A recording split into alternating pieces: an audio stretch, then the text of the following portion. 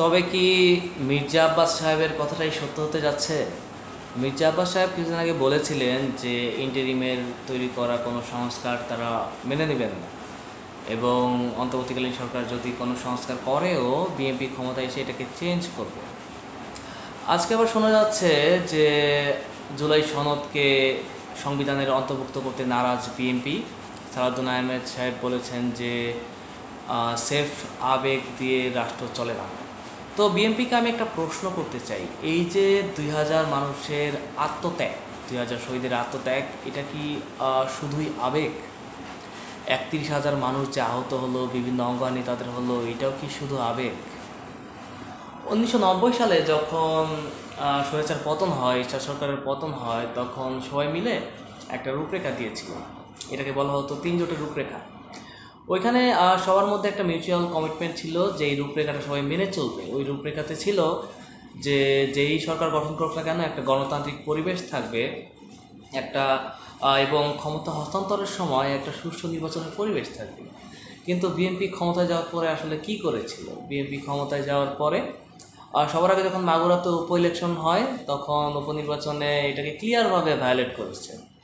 এরপরে 96 সালের ফেব্রুয়ারি মাসে একদম একটা হাসিনা টাইপ নির্বাচন তারা এটা করেছে, একদম একপাক্ষিকভাবে।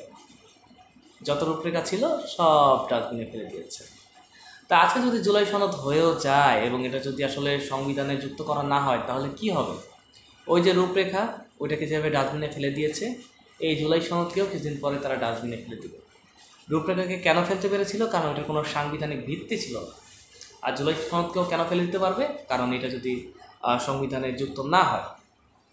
এখন দেখেন, এই যে জুলাই সনদ নিয়ে আমরা এত কথা বলি, জুলাই সনদটা আসলে কি? জুলাই সনদটা হচ্ছে যে জুলাইয়ের পরে দেশটা আসলে কীভাবে চলবে, এটার একটা রূপরেখা। এই যে জাতীয় ঐক্যমত্য কমিশনের যে মিটিংগুলো হচ্ছে, সেখানে সবগুলো দল মিলে যে সকল সংস্কারে রাজি হচ্ছে, জুলাই সনদে আসলে এগুলোই থাকবে, আর এগুলোকে মেনেই পরবর্তীতে পরবর্তী দেশ চলবে। আর জুলাই ঘোষণাপত্রটা হচ্ছে এই যে জুলাই মাসের যে একটা গণ অভ্যুত্থান হলো, এটার হচ্ছে একটা মনে করতে পারেন যে একটা সাক্ষ্য, একটা ঘোষণা রাষ্ট্র থেকে আসবে যে এটাকে সবাই অ্যাকনলেজ করতেছে, একটা দলিল স্বরূপ।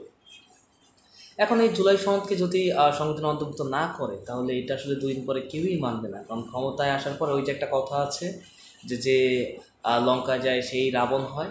এখন জুলাই সনদটা যদি থাকে, তাহলে দেখা যায় যে দিন শেষে এই যে এত মানুষের আত্মত্যাগ, হ্যাঁ, একটা গণ অভ্যুত্থান যে আশা আকাঙ্ক্ষা নিয়ে মানুষ করেছিল, এটা আসলে একটা পরিবর্তন হবে। এই জুলাই সনদ যদি না মানা হয়, তাহলে যেমন দেশ ছিল বিগত সময়ে সেই অবস্থাতেই থাকবে। তো বিএনপিকে আমি একটা কথা বলতে চাই, সেটা হচ্ছে দেখেন, এই যে ছাত্র জনতা যারা 36 দিনে এই এত বড় একটা স্বৈরাচারী সরকারকে বিদায় করলো, আর তাদেরকে নিয়ে যদি আপনারা এইভাবে খেলেন, তাহলে আসলে সেই দিন দূরে নয় যখন আরেকটা রেভলিউশন হবে এবং আপনাদের অবস্থা আওয়ামী লীগের চেয়ে অনেক বেশি খারাপ। সময় থাকতে শুধরে যাবে।